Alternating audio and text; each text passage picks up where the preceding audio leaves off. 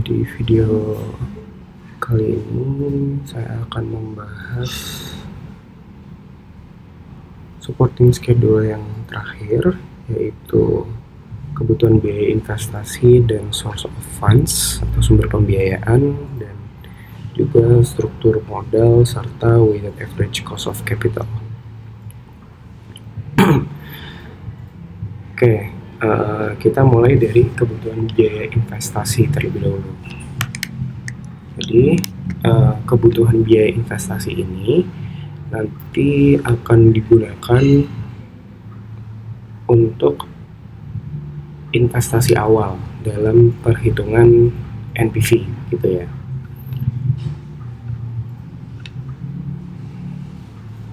Nah, jadi untuk menghitung NPV ini dibutuhkan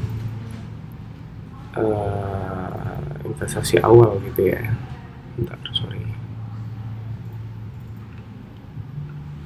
Untuk menghitung profitability index. Jadi kalau NPV itu nanti pakai cash flow atau arus kas. Nah, untuk menghitung profitability index itu membandingkan NPV dengan investasi awal gitu. Oke, jadi untuk investasi awal ini terdiri dari 3 komponen, yaitu modal kerja atau working capital, kemudian modal tetap, dan juga operating cash requirement.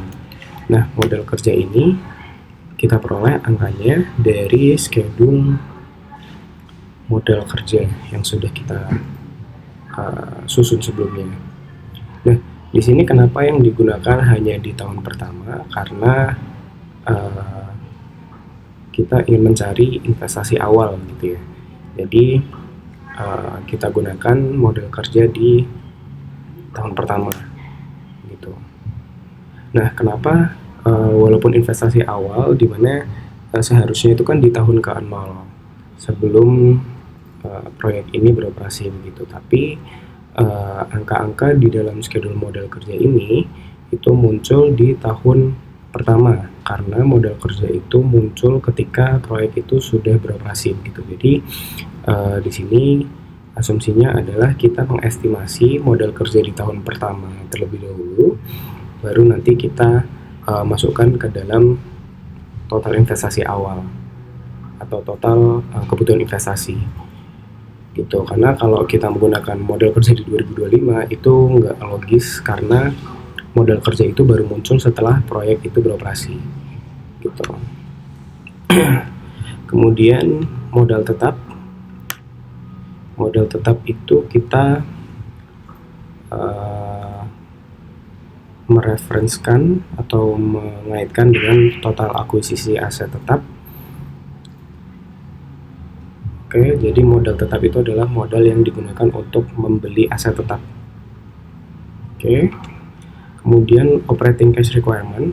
Nah, di sini kita ambil dari schedule cash requirement di sini.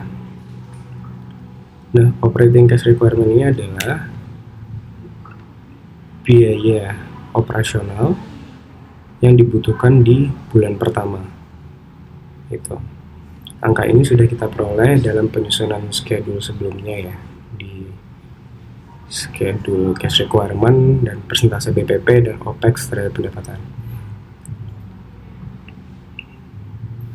Nah, kenapa kita harus memasukkan operating cash requirement? Karena sebelum menjalankan proyek tentu kita akan mengeluarkan biaya dulu di depan gitu untuk membayar operasional dari proyek ya. Operasional dari proyek ini meliputi item-item yang ada di sini. Oke. Setelah kita mengaitkan 3 item tersebut, kita bisa jumlahkan kebutuhan investasi dari proyek ini sebesar 147,07 miliar. Oke. Kemudian kita juga bisa menyusun 2 item ini, modal kerja dan modal tetap. Kita hanya sambungkan aja dengan schedule sebelumnya. Di sini modal kerja dan modal tetap itu dari schedule aset dan depresiasi. Kita linkkan ke sini, kemudian kita kopas ke kanan. Nah, kalau yang dua ini itu nanti digunakan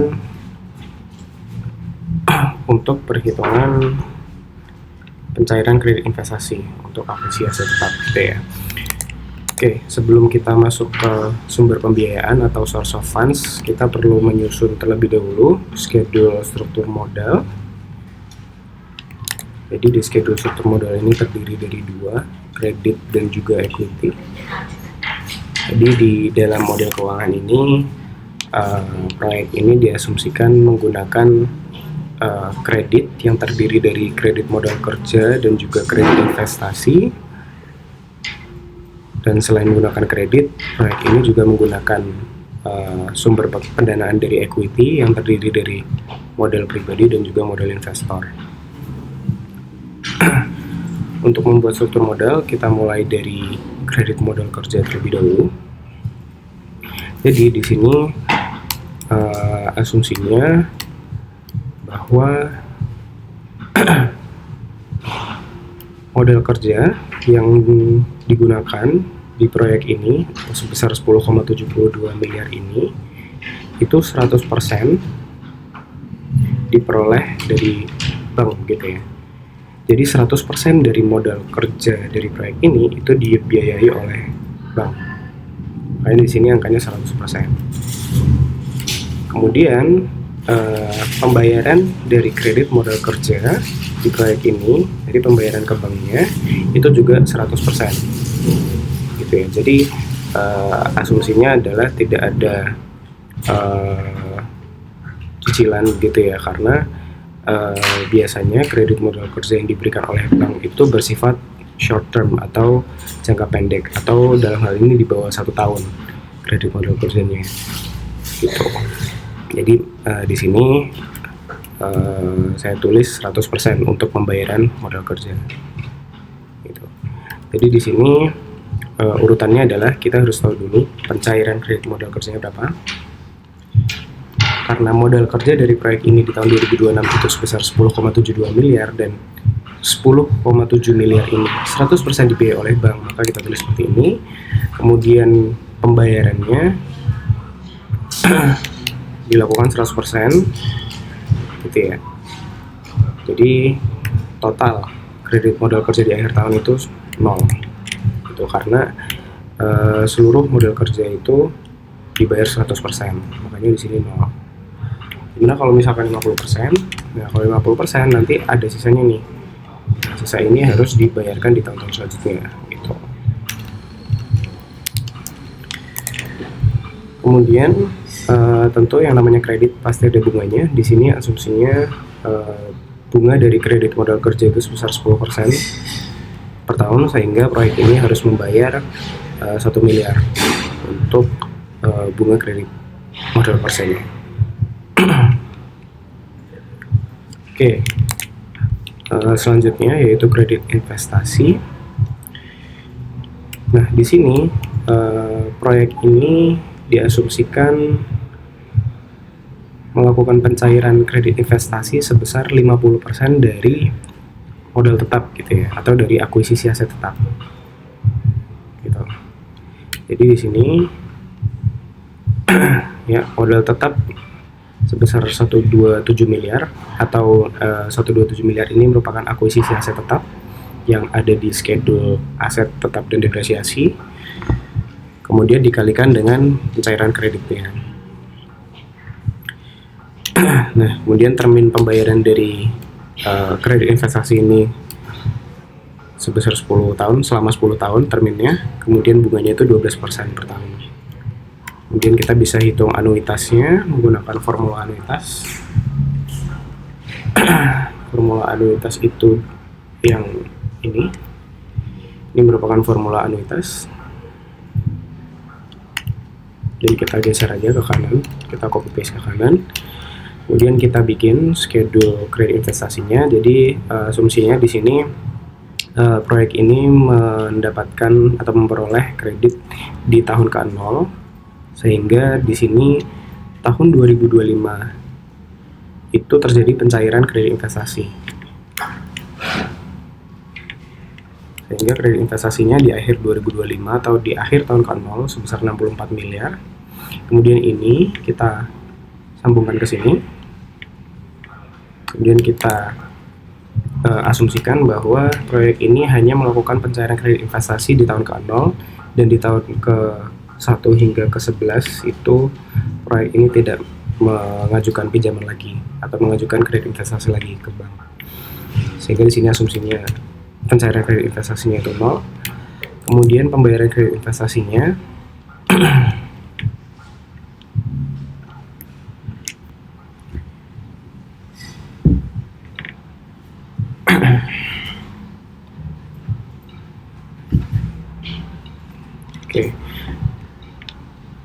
Oke, kita hitung bunganya dulu. Jadi bunganya untuk kredit investasi itu sama dengan 12% ini dikali kredit investasi di awal tahun.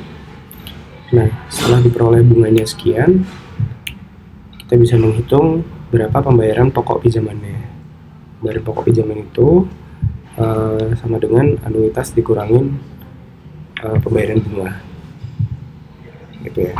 Jadi di sini artinya bahwa proyek ini memiliki kredit investasi di awal 2026 sebesar 64 miliar.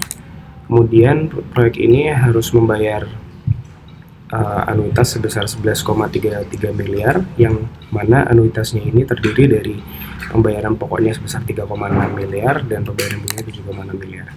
Sehingga diperoleh kredit investasi di akhir tahunnya itu menggunakan formula ini. Kredit investasi di awal tahun ditambah pencairan dikurangin pokok pinjaman. Nah, perlu diketahui bahwa kredit investasi di akhir tahun ini hanya merupakan pokoknya saja, jadi nggak termasuk bunganya gitu. Kemudian kita lakukan hal yang sama, kita ambil 60,34 ini, jadi di akhir 2026 sama dengan di awal 2027, dan lakukan formula yang sama untuk tahun-tahun selanjutnya.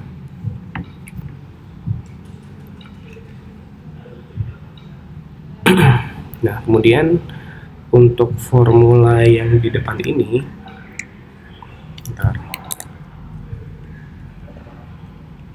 kita mulai dari sini terlebih dahulu. Jadi formula yang di depan ini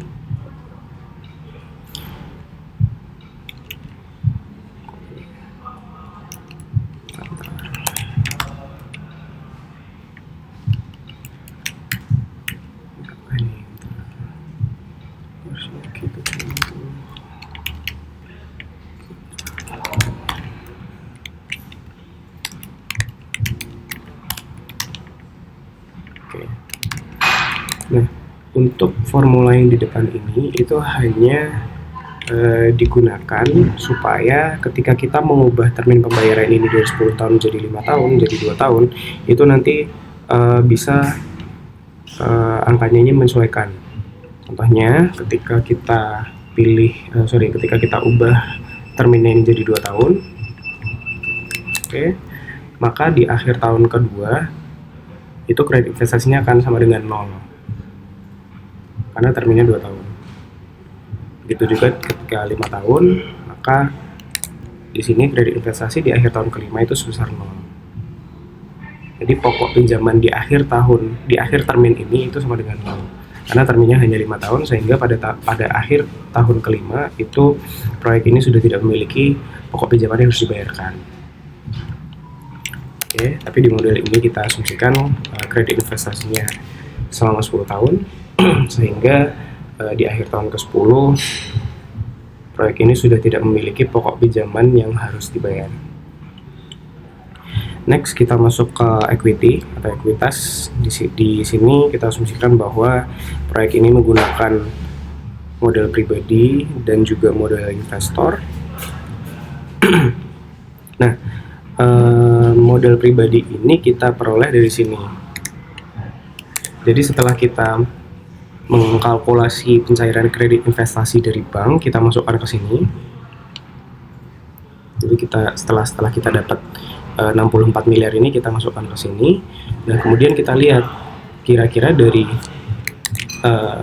64 miliar ini dengan kebutuhan investasi sekian, dengan kebutuhan investasi 147, kemudian kita dapat source of funds, dapat sumber dana dari kredit sekian, kurangnya berapa gitu. Nah, kekurangan inilah yang ditutupi gitu ya, atau yang didanai dari equity. Nah, sini asumsinya equity dari pribadi atau modal pribadi dengan modal investor itu sama, besar 45 miliar gitu. Nah, karena misalkan kalau ini 15 miliar, nah ini nanti nggak cukup. Jadi proyek ini kan butuh 147 miliar, tapi masa source of funds-nya cuma 93 miliar. Nah, ini kan nggak make sense. Jadi kita harus harus memastikan bahwa source of funds ini lebih besar daripada kebutuhan biaya investasi. Nah, untuk modal pribadinya ini kita bikin schedule-nya sama antara modal pribadi dan modal investor. Jadi terdiri dari awal tahun, kemudian berapa setornya, dan kemudian ada penarikan atau enggak. Kemudian kita kalkulasi modal pribadi di akhir tahun dengan formula modal pribadi di awal tahun ditambah penyetoran dikurangi penarikan, atau biasanya disebut prepay biasanya. Kemudian kita connect modal pribadi ini di akhir 2025 menjadi di awal 2026. Kemudian di sini asumsinya adalah tidak ada penyetoran dan penarikan modal pribadi gitu. Makanya di sini angkanya 0 gitu. Begitu pula dengan modal investor juga sama. Kemudian kita bisa hitung totalnya, total ekuitasnya. Dan kemudian di sini kita jangan lupa kita bisa mengasumsikan bahwa proyek ini akan memberikan istilahnya memberikan dividen gitu ya, sebesar 25%. Nah, 25% ini dari apa? Dari laba bersih gitu. Jadi nanti kita bisa hitung dividennya itu 25% dikali dengan net income atau laba bersih. Laba bersihnya nanti akan kita peroleh dari laporan laba rugi di video selanjutnya. Oke, setelah itu kita bikin summary-nya supaya lebih jelas kira-kira debt dan equity dari proyek ini berapa gitu ya. Jadi ini kita ambil dari sini. Debt itu terdiri dari KMK atau kredit modal kerja dan kredit investasi, ditambahkan kemudian equity itu terdiri dari modal pribadi dan modal investor, kemudian kita tambahkan aja. Jadi di sini artinya proyek ini memperoleh dana dari kredit sebesar 64 miliar, memperoleh dana dari pribadi dan investor sebesar 90 miliar, sehingga proyek ini memperoleh dana total sebesar 153 miliar atau 154 miliar. Nah, ini nanti kita pastikan harus sama dengan yang ada di sini. Sehingga interpretasinya adalah proyek ini memperoleh pendanaan sebesar 153 miliar baik dari debt dan equity, dan kemudian 153 miliarnya ini digunakan untuk memenuhi kebutuhan biaya investasi sebesar 147 miliar. Nah, selisih antara dua ini itu dijadikan sebagai cash yang belum diketahui penggunaannya atau tujuan penggunaannya. Yang selanjutnya kita harus menghitung WACC gitu ya. Seperti yang sudah kita ketahui bahwa dalam melakukan kalkulasi NPV atau net present value kita perlu yang namanya discount rate atau tingkat diskonto. Nah, discount rate yang paling proper itu menggunakan cost of capital gitu, atau biaya modal gitu ya. Karena kita menggunakan modalnya debt, maka cost of capitalnya itu merupakan bunga, dan kemudian cost of equity-nya itu merupakan ekspektasi investor terhadap return bagi investor itu gitu. Nah, di sini kita bisa mulai hitung cost of equity-nya, terdiri dari 3 item, yaitu risk free rate, equity risk premium, dan country risk premium. Nah, sebelum kita masuk ke sini, ketiga ini kita harus hitung equity risk premiumnya dulu. Untuk menghitung equity risk premium itu diperlukan beberapa item berikut, dimulai dari tax rate atau pajak ya. Nah, di sini diasumsikan pajak di Indonesia itu untuk corporate itu sebesar 22%.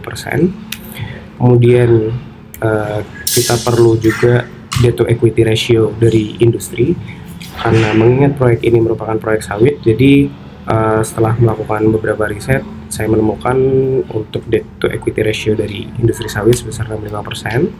Kemudian untuk market risk premium di Indonesia itu 6,87%. Kemudian unlevered beta. Jadi unlevered beta ini merupakan volatility atau volatility risk atau resiko volatilitas dari return suatu proyek di sawit terhadap market di Indonesia. Itu namanya beta. Kemudian di sini levered beta. Levered beta kita bisa hitung menggunakan formula berikut.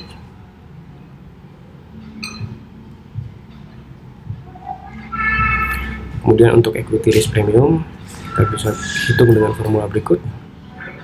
Nah, setelah memperoleh angka equity risk premium, kita masukkan angka ini ke dalam schedule cost of equity di sini. Kemudian kita masukkan risk free rate di Indonesia per Maret 2026 itu sebesar 6,13%. Kemudian country risk premiumnya sebesar 1,89%, dan pada akhirnya kita memperoleh cost of equity di angka 13,4%. Setelah menghitung cost of equity, kita masuk ke cost of debt.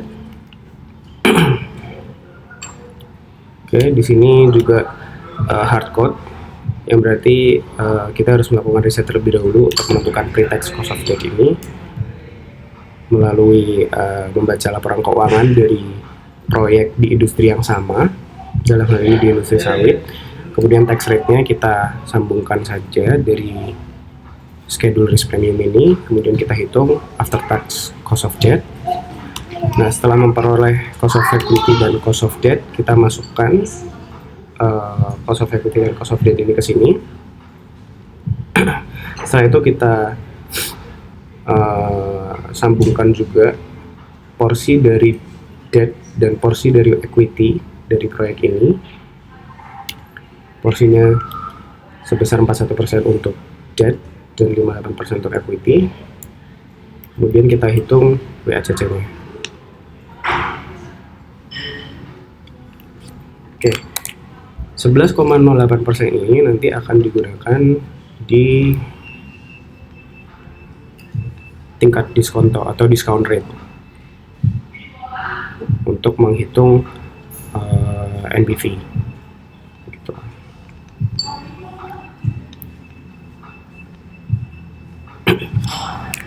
Oke, sekian untuk video supporting schedule yang terakhir. Selanjutnya nanti kita akan memasukkan semua angka yang ada di dalam supporting schedule ke dalam three statement atau laporan keuangan yang terdiri dari income statement atau laporan laba rugi, kemudian balance sheet atau neraca, dan juga cash flow statement atau laporan arus kas.